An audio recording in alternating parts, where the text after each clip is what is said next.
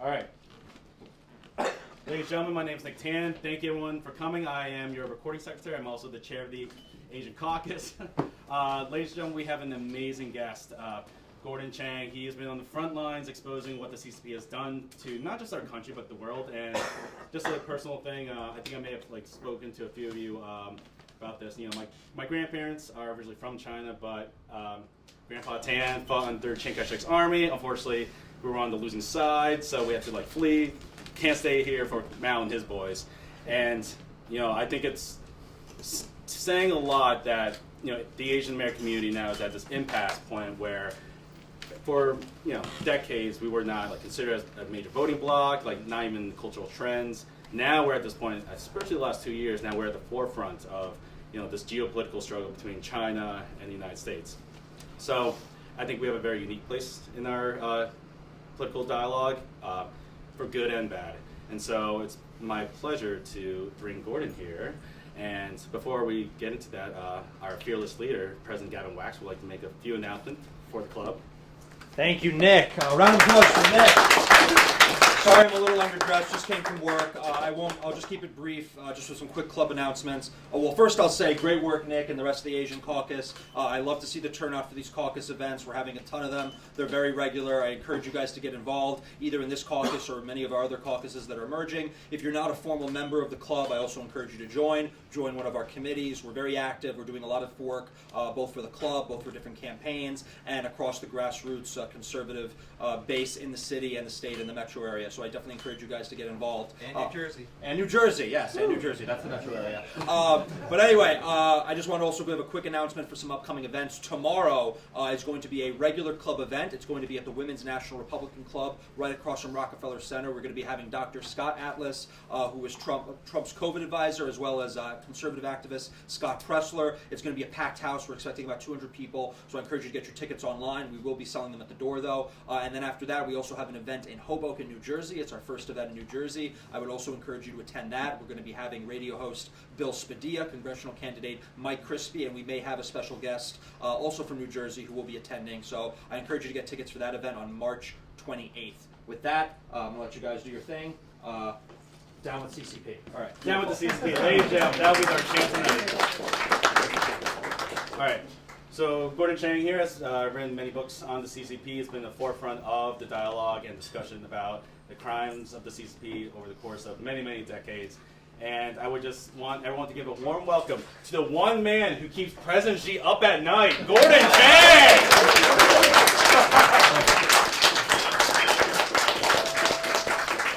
That's very pleasant. And if you have any CCP sympathies, I tell you to get out now. So we're going to do this as a roundtable discussion. I'm going to ask a few questions and start the discussion, and then we'll open up the Q&A later. So I guess the first thing is, Gordon, I've been talking way too much. Is there anything you want to say about yourself in your bio? Just Lydia and I are so pleased to be here. So thank you, Nick, and for the opportunity, and thank you all for coming here today. So we really appreciate it. Nice.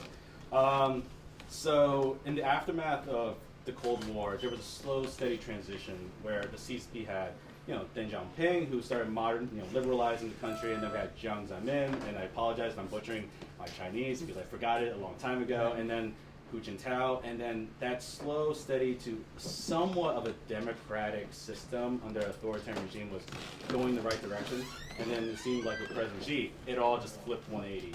Can you comment on why that happened? Was it just his personality, his ambitions?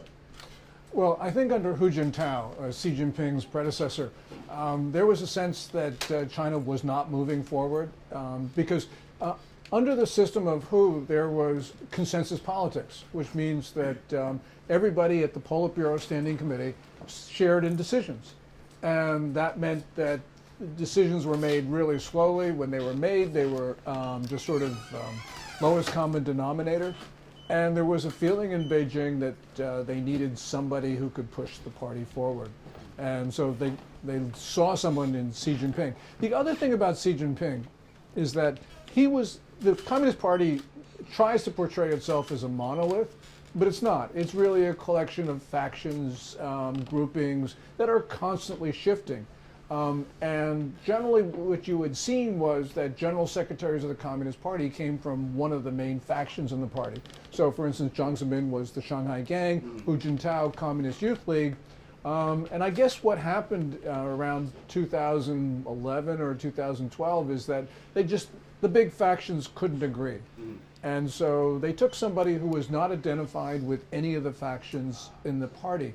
So Xi Jinping really, in a sense, was sort of like the lowest. I mean, he was the least unacceptable choice, I guess you could say. And so that's how he became general secretary of the party.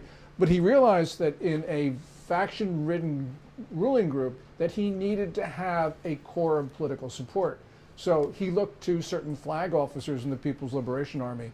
And that has meant that generals and admirals have become extremely influential. They've pushed China in directions which trouble everybody. And so this sort of fits in with Xi Jinping's own views about, you needed to have a strong man. Mao Zedong was really good for China. And you put all that together and you get a monster. Okay. So it seems like, from what you just said, they didn't know who they were signing up for, because in the last few years, President Xi has really cracked down on people who've like put him into power, eliminate on corruption charges, like put Right. These, I think, very powerful like former party heads into prison or like house arrest. Well, certainly, you look at Bo Xilai, for instance, the Chongqing party secretary is now in jail for life, or until there's a change in Beijing, whichever is shorter. But the thing about that Xi Jinping, though, is that everyone knows he's accumulated a lot of power. So he's changed the Chinese political system, which means that it's no longer consensual driven. And it also means that the system has become more volatile. And there are a couple reasons for that. One of them is that as Xi Jinping accumulated power, it meant that he also accumulated accountability, that he had nobody else to blame. And if things are going China's way, that's really good being Xi Jinping. But you go to 2022 where things are not looking too good for China in a number of different respects. So Xi Jinping is catching a lot of blame. And at the same time, you mentioned the anti-corruption campaigns, Nick. Well, Xi Jinping has raised the cost of losing a political struggle because he's been jailing his opponents, which means that people are now realize that they've got to get this guy. And Xi Jinping realizes that if he loses power, it's not going to be just a retirement to a nice home. It's going to be loss of freedom, loss of assets, maybe even loss of life. So, he's jailed Bo Xilai. He could be jailed for life, too. So Xi Jinping right now has a very low threshold of risk, which means this is a really dangerous political system in China right now. And that means that, Xi Jinping can do things that take us by surprise. So at the start of his administration, he had the Belt Road Initiative, which, I think the ambitions of it went beyond China itself, because every previous president in China was, let's develop, economically, internally, develop. And now these are now global aspirations. So can you comment on that? Like, do you think it's realistic now at this point, with now the backlash against the CCP on the worldwide scale? Yeah, it is. Certainly, it's a growth of ambition. And just to put some context in this, Xi Jinping has been pushing the notion of the mandate of heaven over Tianxia, or all under heaven. In other words, he's pushing the notion that China is the world's only legitimate state. Basically saying that should be the world's ruler. That's bold. Now, in the past, there have been people who thought that they should be the world's only ruler, but Xi Jinping has taken this beyond that, because since about 2018, Chinese officials have been talking about the Moon and Mars as sovereign Chinese territory, which means that they believe it's theirs and theirs alone, and it also means that they will try to exclude other nations from going there. So this is just ambitious beyond belief. So you're saying we should have elected Gingrich, so he would have built that moon base, and we would have beat the Chinese to it. Well, I mean, yes, and we do need to go to the moon again, and we do need to go to Mars, because this really is a space race. Because China will exclude us from the moon and Mars and wherever, because there is that global and that solar system ambition. I believe it was, I would say like 50 years ago, Hong Kong, when it was still under British control, accounted for a quarter of China's GDP. And now China's GDP has like skyrocketed to 19 trillion, I believe. To that extent. Something like about 18 maybe. Okay. And I guess, do you see that growth trajectory still going at the expense of the West? Not really. The reason is that China claimed, just to put some context in this, China claimed 8.1% GDP growth last year.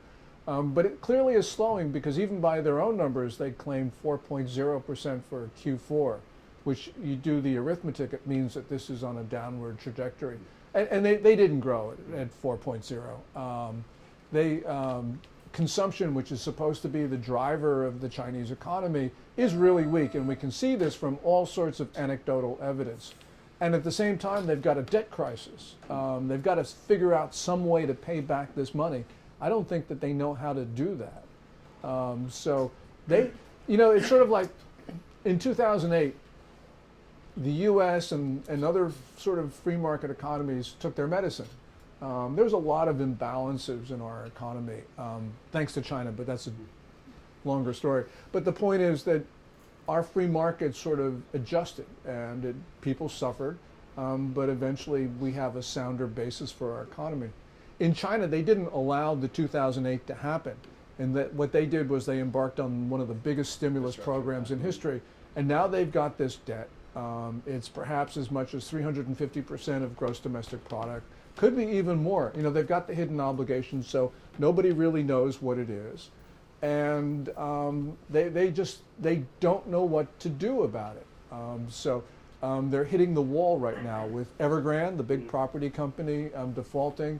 We got a dozen other property companies have not been able to meet their obligations.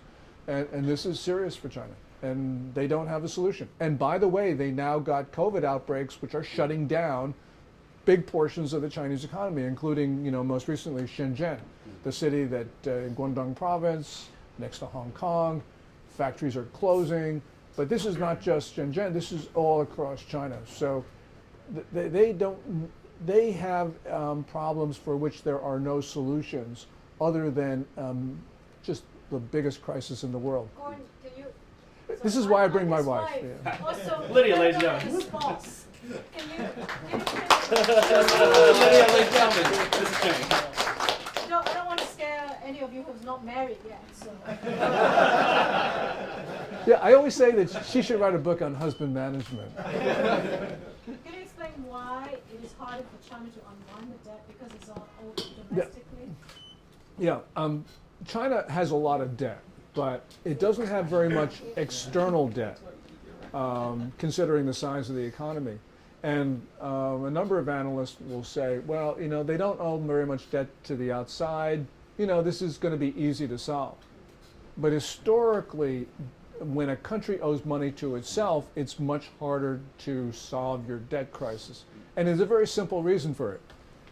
If you're Argentina and you can't pay back your creditors, what you do is you take your very well-dressed finance minister, you send him or her up to New York, they sit down with the banks, they negotiate the haircut, in other words, a reduction in principal, a change in terms, and your finance minister, and by extension, your president, looks pretty good because they've made the foreigners pay. China can't do that because Chinese creditors owe the money to other Chinese parties. So that means when you try to figure out how to solve your debt crisis, it means local parties in China have got to take the pain. And that is politically very difficult for any government to do. And I think that's one of the reasons why the Chinese, central government has been kicking the can down the road for a very long time. So they have not settled their debt problems. Their solution is to just incur more debt. But I don't think that this is going to work. It's not going to work for one reason which was not evident up until about a couple weeks ago, and that is in an era where countries like the United States were throwing money at China. You always had money to paper over the problems of the past. Now, in an era of deglobalization, I don't think we're going to see these capital flows like we saw in the past. And that means China's going to have to figure out to do this pretty much on its own. Okay. Pivoting a little bit to foreign policy. So I think, people were willing to give China a pass just because, look, what's happening to, unfortunately, the Uyghurs, that's not really our business. But I think what the oppression of Hong Kong has done, because Hong Kong is such an international city, is put the CCP on the map that, wow, these guys are bad, and this is going to be a stepping stone to maybe Taiwan, maybe more incursions into the South China Sea.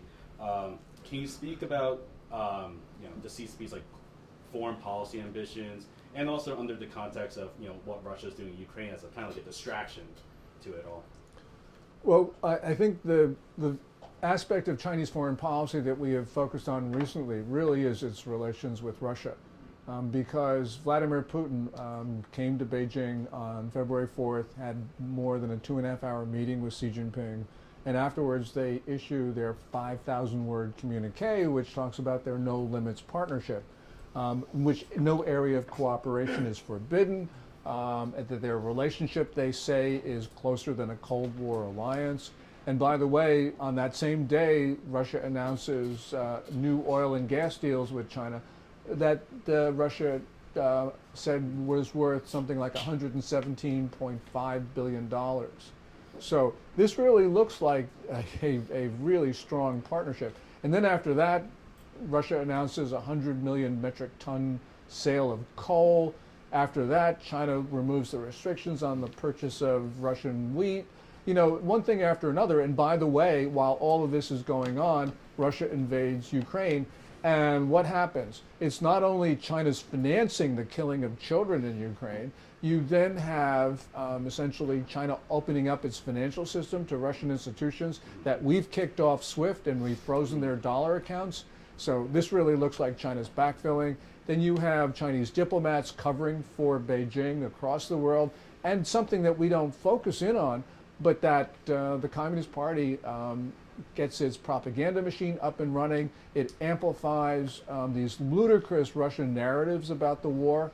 And so it really looks like China's belligerent. And China is very lucky that that idiot Jake Sullivan is the national security advisor and won't impose costs on China for obviously financing the Ukraine war. I mean, Sullivan, and it's sort of not his fault in the sense that he's just doing what previous national security advisors and previous secretaries of states were doing, which was essentially lecturing the Chinese, saying we'll impose costs, but never actually doing it. So, Sullivan belongs to this long line of feeble American foreign policy leaders and analysts and whatever. So, but eventually, I think that the Biden administration will be forced to start imposing costs on China because it's politically untenable, and that means that China's going to be in trouble because, look, they are very much on Russia's side, and it's becoming evident.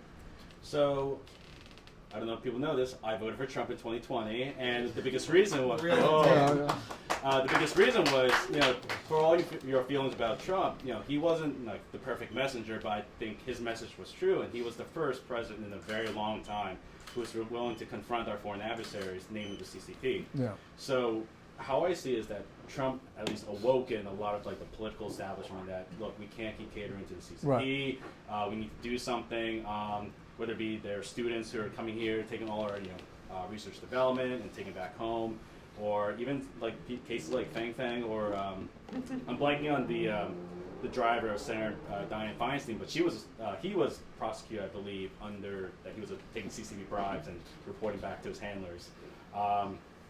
Can you comment on just how do you think the political establishment of our country is going to fight back or do anything? Well, the political establishment won't fight back, but we will. And they are very powerful. You're talking about not only policy analysts in Washington, you refer to Swalwell, congressman from California, but also, you got Walmart, Wall Street, corporate boards, and they're all in the pocket one way or another for various reasons, and that's sort of complicated. But the point is, there are more of us than there are of them, and really what we've got to do is organize ourselves because we've got to take back our country. We're going to lose it. China exploits every point of contact with us to overthrow our government. They're overwhelming us. Law enforcement's overwhelmed. Academia is overwhelmed. Everyone's overwhelmed. I believe there was that one former Marine who joined the NYPD and he was outed as a CCP informant. I believe. Right. There's he was intelligence division. yeah he was monitoring Tibetans. Oh yeah, monitoring Tibetans. Yes, but I mean the common sense of the American people eventually will overwhelm China's supporters here. But it's going to take a long time. There's no question about it. Just to give you an example of this dynamic, May 24th of last year, in the morning, we learned from CNN that the State Department killed an investigation into the origins of COVID-19. And there was immediate outrage just across the United States. And by the afternoon, Biden had to charge the intelligence community with this investigation of the origins, come back in 90 days. I'm sure that when Biden woke up on the morning of May 24th, the last thing he thought that he was going to do was to deal with the origins of the disease. Now, that investigation was a complete whitewash, and so we didn't get what we really needed. But the point is, the American people, I think, can rouse themselves, as they did on May 24th. We're just going to have to be more effective at this. We're going to have to pursue this. We can't let Biden off the hook. But we can do this. I mean, it is our country, and we're going to lose it unless we actually start making sure that people like Biden start defending ourselves. So when you say we need to fight back, what are the little things we can do? Is it just buy American products, or demand our companies to manufacture products here in the States? Call our elected official we shouldn't be catering to China and its acolytes. Like, what are the little things that ordinary people can do besides spreading this message that we need to fight the CCP? Yeah, there are a lot of little things. For instance, you talk about not buying products. We should demand that Congress enact what's known as COOL legislation, COOL, country of origin labeling, so that we can make informed decisions about what we buy. And that means if we go into Amazon, we can see that this stuff is made in China or in Portugal or in the good old USA. So that's something we can do. We can tell our brokers to sell Chinese stocks and to sell mutual funds that hold Chinese stocks, because there are a lot of index funds that are based on the MSCI index. And so those are things that we can do. We can certainly vote in November. We could demand our candidates talk about China. So that is something also. There are a number of China bills in Congress. Some of them are actually quite good. As with all congressional legislation, there's the evil along with the good in these bills, but there's things that we need to start doing. And of course, we can just talk to our friends and neighbors, because this is a person-by-person battle. Can you talk about the China initiative that was under the Trump administration? I believe in the State Department of Justice, where they were trying to find CCP assets within business, academia, and then when Biden took over, it was just conveniently shut down. Well, it was shut down a week and a half ago. Yeah, I mean, the FBI argues, well, they're still going after China, but and they are. There's no doubt about that. But the reason the China initiative was important was because it showed that there was an emphasis on China.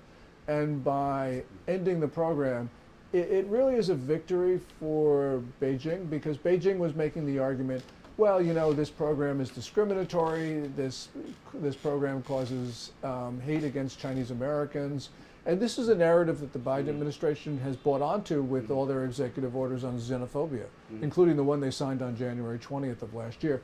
So even if there was very little practical difference in the way the FBI and the Justice Department has been prosecuting China cases, I think it was a really bad idea. It sent the wrong signal about Justice Department priorities.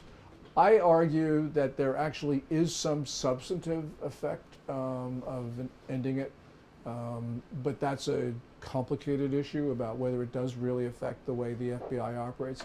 But the point is, we should not be taking our eye and doing anything that detracts from our focus. Because remember, China steals somewhere between, take your number, $350 to $600 billion a year in U.S. intellectual I property. believe they downloaded the entire F-35 program and then rebuilt a fake model. Which is the reason why the F-35 took so long to become operational, because they realized that this is what China had done. They had to redo all the software. It's just one of those things. And there's a lot of issues here. We have undefended or essentially undefended networks, which is our fault. But the point is, we have not put the focus on dealing with China in the way that we should, because they are, as Director Christopher Wray of the FBI said, the #1 counter espionage threat in the United States. Going to pivot back to mainland China for a little bit, kind of glossed over this, but the Uyghurs in Western China, we have I believe, correct me if I'm wrong, I believe the highest concentration of imprisoned ethnic group in history since the Holocaust. And they're being made to work in factories. They're building our Nike sneakers for American corporations.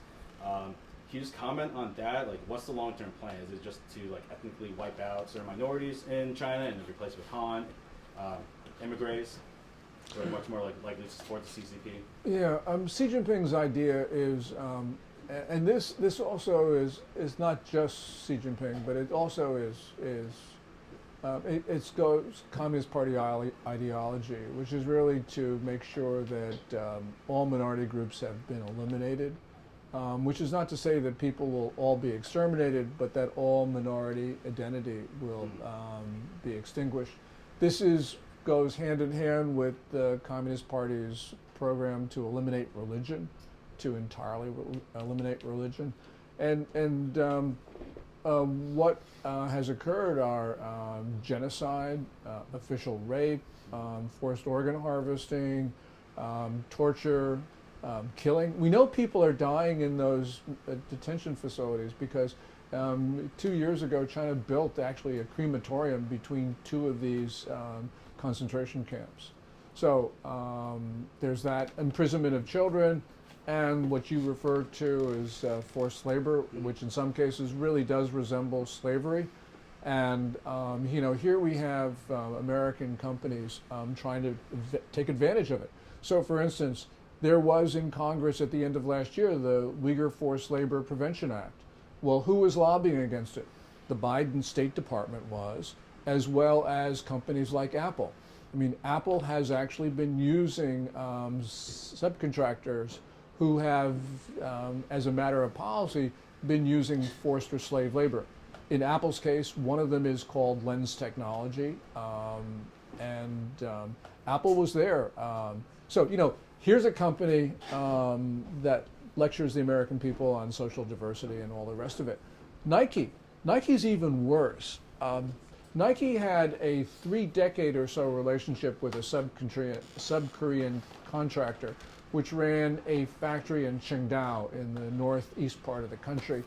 And there, Uyghur women were being transported from the northwest part of China to the northeast. They worked in a factory which resembled a concentration camp. And this, Nike, like all U.S. companies, they monitor their subcontractors. So they knew that this was going on. And Nike then, is out in the forefront on social diversity issues. And there's somebody who plays for the Los Angeles Lakers, whose name I forget, but is probably LeBron James, maybe? I believe it's like CCP James, but yes. Who endorses Nike and who is just absolutely determined, who says he knows and he's well educated and well informed, and then he lectures the American people on stuff, and he's taking advantage of slave labor. And it's not just slave labor, it's the slave labor of a minority group. This is heinous on the part of LeBron James, and we need to hold him accountable. This is just, this is plantation owner stuff. I think it was actually really heartwarming to see a bunch of Chinese Americans at a bunch of basketball games, just having protest signs, like LeBron, you sold yourself out. Yeah. You know, the Disney industrial complex is using you, and I think it's just started awakening using his name to like catapult the narrative of what the CCP has been doing. I think has been great, and his name has been trending on Twitter a few times. As a follow-up to that, I think this, forming the Asian American Caucus in the NYYRC, just getting our community and represented in American politics. I think people like yourself and people like myself who are of Chinese descent, I think we have a very unique place to talk about these things, because I won't mince over, but if you're white and you criticize CCP, you're labeled as racist, xenophobic. But because we are descendants of Chinese Americans, we have that almost immunity where we can talk these issues objectively and purely on the facts. Where do you see like our community being on this fight? Well, okay, you really want to get me in trouble. I'm all about getting in trouble. Yeah, Chinese Americans have this view that they can openly support a country or a regime that calls America an enemy and think that they should not suffer consequences for it, which is, I don't believe anyone should physically attack a Chinese American, but I do believe that Chinese Americans are subject to real criticism. You cannot fly the PRC flag in San Francisco and expect me to believe you're a loyal American. I mean, fly the Taiwan flag, though. Yes, fly the Taiwan. People's Daily, May 2019, ran a piece that declared a quote-unquote people's war on the United States. So they view us as an enemy. And so therefore, we have to understand the hostility that is inherent in the Chinese system. The Communist Party is an implacable enemy of the United States for a lot of reasons, which we can go into if you're interested. But the point is, Chinese Americans have to understand that. They have to make a choice. Are they loyal Americans, or are they going to support a regime that is determined to destroy our country? It's as simple as that. Cool. Final question, and I'll open up for Q&A for everyone. Really got to put you on the spot. When will the CCP collapse? Okay. He's the last one who should answer that question. Yeah. Hopefully in my lifetime, so I can actually visit the old country. Yeah. I actually wrote a book called The Coming Collapse of China, July 2001, in which I predicted that the Communist Party would fall in 10 years. So inflation was raised up to 20. Yeah, so I'm out of time. So as Lydia says, I'm the last person to ask about timing, because I've been demonstrably wrong. I think that maybe I'm an eternal optimist, but I actually think that they're pretty much in trouble right now. They got the debt crisis, stumbling economy, worsening food shortages, and especially in a culture where food is so important. You got worsening food shortages, deteriorating environment, COVID-19, which they can't control, and they sit on top, entering into the steepest demographic decline in history in the absence of war or disease. Two Chinese demographers, last October it was, I think, predicted, you just do the arithmetic, that China will lose half its population in 45 years. That's a woe. Yeah. And also, we're entering in this period of globalization. China was the biggest beneficiary of globalization, but we are, for various reasons, realizing that the oceans and the skies will no longer be safe. So these supply chains that stretch halfway around the world to China are no longer viable, I believe. So you put a lot of this stuff together, and I think that they just don't have, more than maybe 5 years or so. But the point here, though, is that Xi Jinping is, I think, ideologically tinted and everything else. But the point is, he has to see this as well, which means he sees a closing window of opportunity. Because Chinese foreign policy up to now has been based upon the ability to intimidate everybody. And he's very good. Jake Sullivan is a perfect example of that. But you can't intimidate people if your country's falling apart and your population is, being cut in half. So I worry about what China will do to try to extend its longevity. So, anyway. So in many ways, that might be a weird blessing that President Xi has just accelerated the CCP's collapse. Is that fair Well, I assessment? mean, he's accelerated it just by one thing, by fully backing Vladimir Putin, who's become, in the eyes of everybody around the world, a monster, which means that by implication, the Chinese state is supporting a monster, which is monstrous itself. In addition to killing Uyghurs, Kazakhs, Tibetans, Christians, eventually all of this will mean something. I mean, it's sort of like that book by Malcolm Gladwell, The Tipping Point, and actually Lenin said this himself, he said that you can go for decades and nothing happens, and then within weeks, decades happen. The tipping point, I think, or at least I hope, we're getting towards that tipping point on attitudes about China. Cool. Well, everyone, thank you again for Gordon, Chang, and all these gentlemen. We'll open up for any questions. Anyone? Oh, Dylan. Sorry, I'm behind you. So this is a bit of a loaded question, and I know you touched on a lot of different points about China and U.S. relations, but my question is, and it's kind of twofold, is what do you think is the most important, issue in terms of China-U.S. relations? And then my second part of the question is, how can we, as the New York Republican Club, or anyone in New York, help to fight the CCP in general? Okay, the most important issue, it's actually hard to pick because there are really so many of them. Question, yeah. I mean, the most important issue in I think people's minds right now is actually China's support for Russia in Ukraine. But I think, just looking at substantively, it's China killing Americans. We don't know where SARS-CoV-2 came from. I mean, I think it came from a lab, but we don't have 100% assurance on that. But we do have 100% assurance on one thing, and that is once this disease got out in China, Xi Jinping made a decision to deliberately spread this to the world. He knew that this pathogen was highly transmissible from one human to the next, but he told the world it was not. And at the same time, while he was locking down his own country, which means lockdowns are controversial, but by locking down his country, he was making it clear to the world that he thought lockdowns were effective. So while he was locking down his own country, he was persuading and pressuring other countries not to impose travel restrictions and quarantines on arrivals from China. And those arrivals from China spread a disease which should have been confined to the central part of China, to Wuhan and surrounding cities. And what he did was he made sure that it infected others around the world. By the way, that's like outside of China, that's about 6,037,000 as of this morning that have died from this disease, including 967,000 Americans. Each one of those deaths is a murder, and that's why I think that this is so important.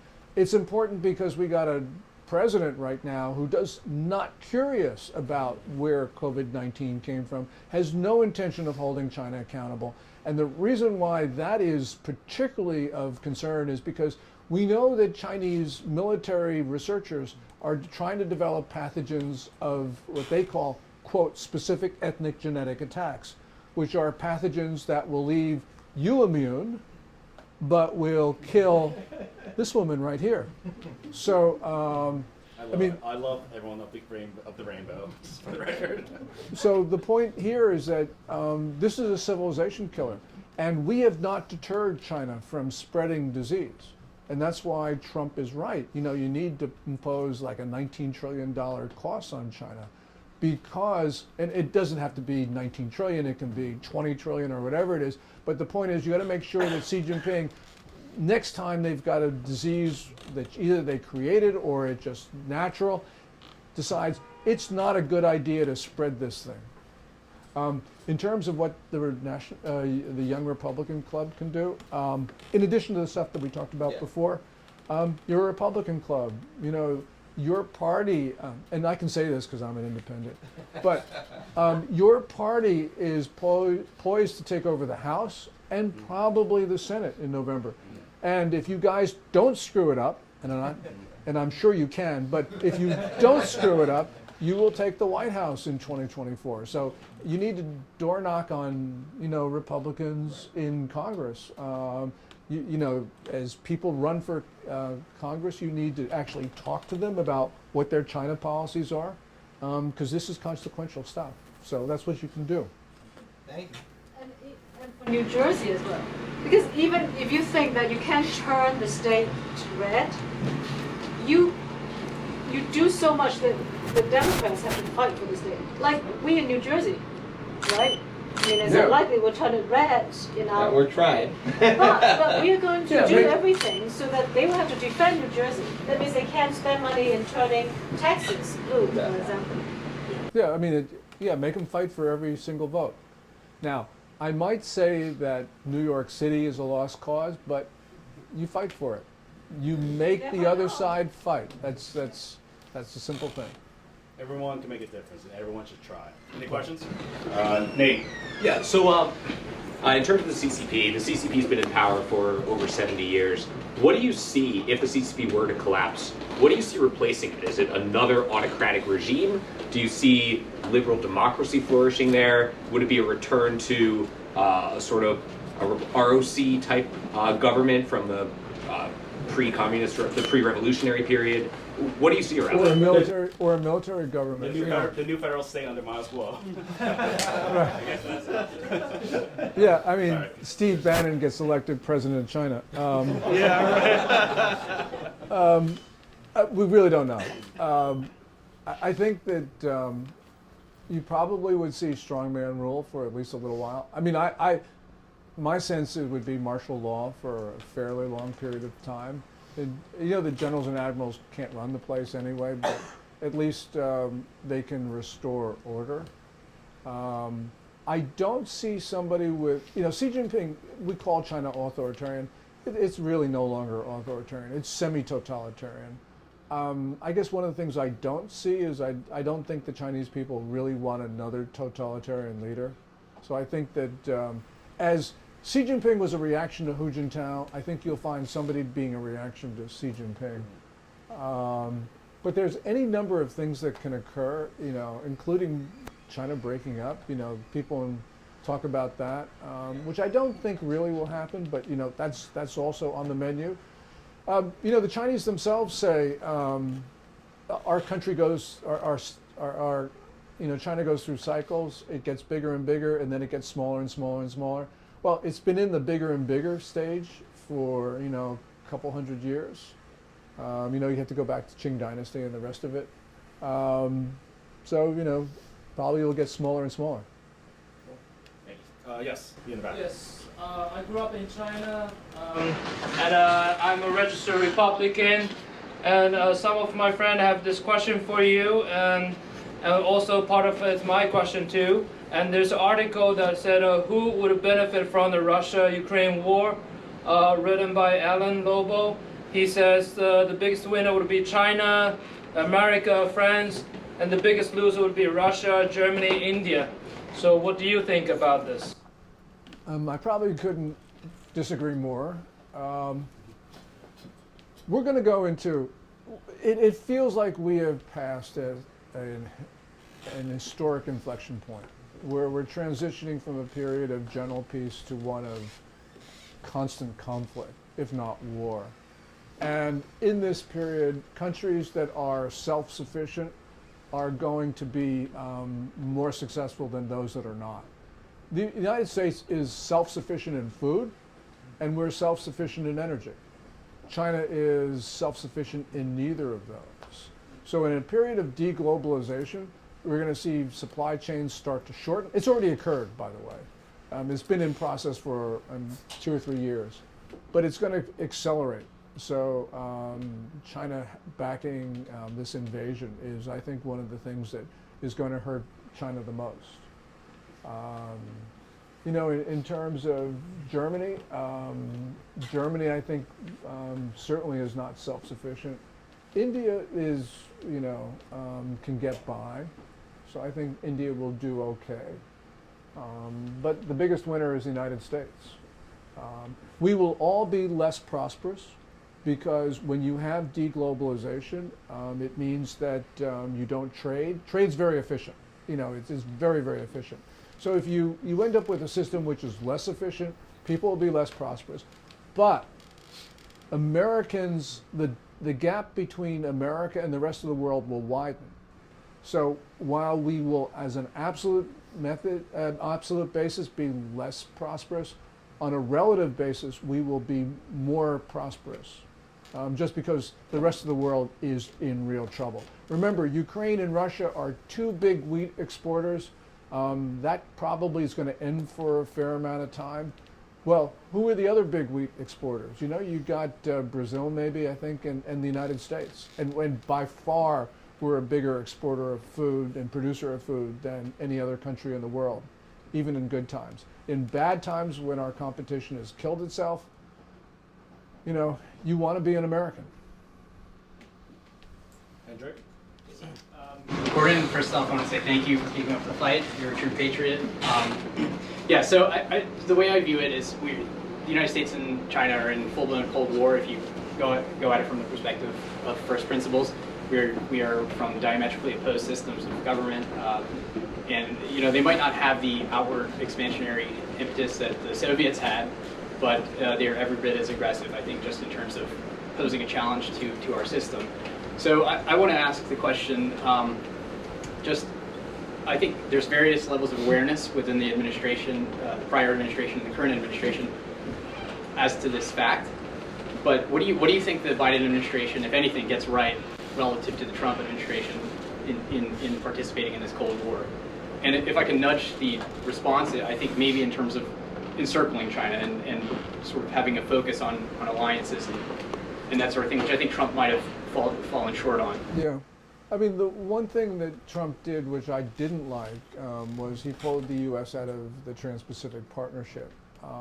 Now, the TPP suffered from all the failings of big trade deals, so I can understand that. But you had to view it in the context of competition with China. And China is trying to develop its own trade architecture. So that worries me a little bit. But, by and large, Trump got China right. I think Trump should have done more. But, he's the president of a democratic state. You can't just go out and do what you want to do. So I think that's where he failed.